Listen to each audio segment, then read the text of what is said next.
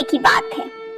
एक राजा था जो कि बहुत बड़े राज्य पर राज करता था। राजा बहुत ही न्यायप्रिय और विद्वान था। सारी प्रजा राजा के न्याय और व्यवहार से बहुत खुश थी।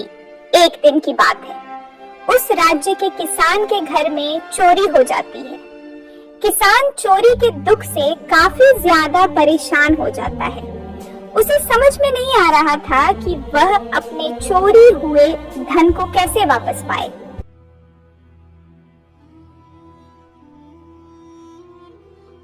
अरे रामू, क्या हुआ? आज तो काफी ज्यादा परेशान लग रहे हो। लगता है भाभी जी ने फिर से झगड़ा शुरू कर दिया है। अरे नहीं मोहन, ऐसी कोई बात नहीं है। मैंने 1 साल खेती करके पैसे इकट्ठे किए थे ताकि मैं अपनी पत्नी को नई साड़ी दिला सकूं, लेकिन मेरी तो किस्मत ही खराब है। किस्मत खराब? क्यों? ऐसा क्या हो गया तेरे साथ? मुझे बता। कल रात मेरे घर में चोरी हो गई है और पता नहीं वो चोर कौन है। अब मेरा न्याय कौन करेगा? अगर वो पैसे मुझे नहीं मिले तो मैं जीते जी मर जाऊंगा। अरे रामू, तू चिंता मत कर। हमारे राज्य का राजा बहुत ही बुद्धिमान और विद्वान है। वो तेरी पुकार जरूर सुनेंगे। तू राजा के पास जा और उनसे न्याय की गुहार लगा।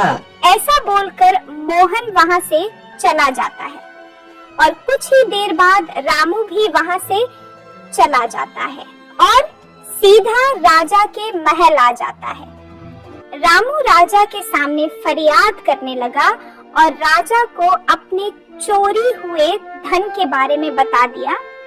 रामू, तुम राजा कुशल सिंह के दरबार में आए हो।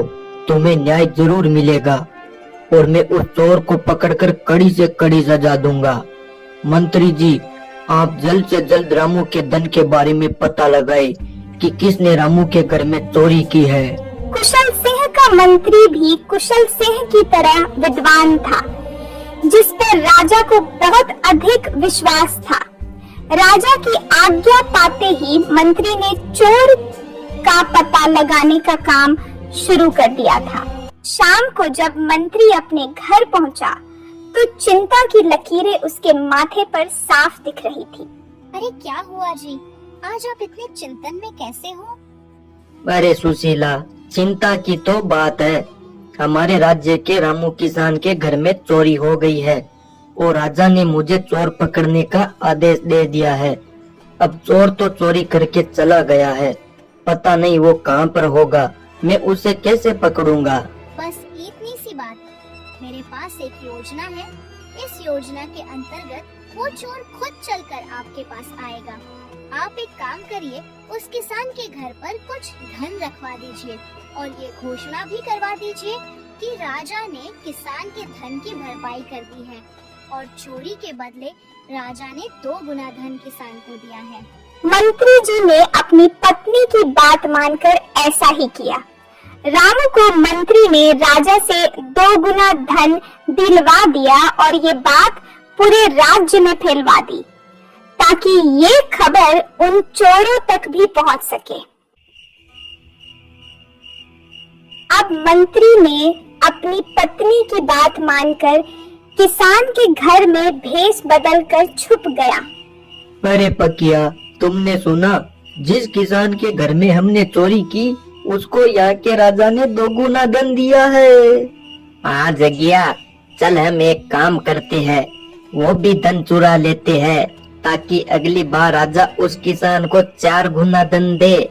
ऐसे करते करते हम अमीर बन जाएंगे और सदा के लिए ये राज्य छोड़कर चले जाएंगे। दोनों चोर किसान के घर की ओर चल दिए।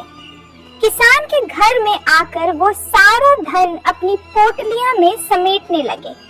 जैसे ही वो रामू के घर से बाहर निकले, तभी मंत्री और उनके पहरेदारों ने चोरों को घेर लिया और उन्हें तुरंत पकड़ लिया।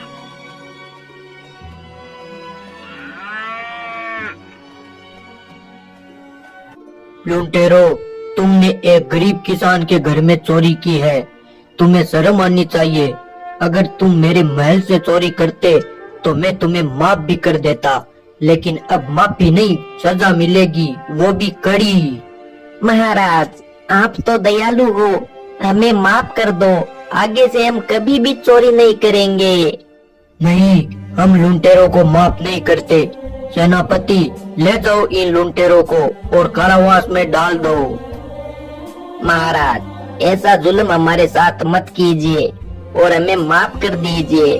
हम ये राज्य छोड़कर चले जाएंगे और मेहनत मजदूरी करके अपना पेट भरेंगे। ठीक है।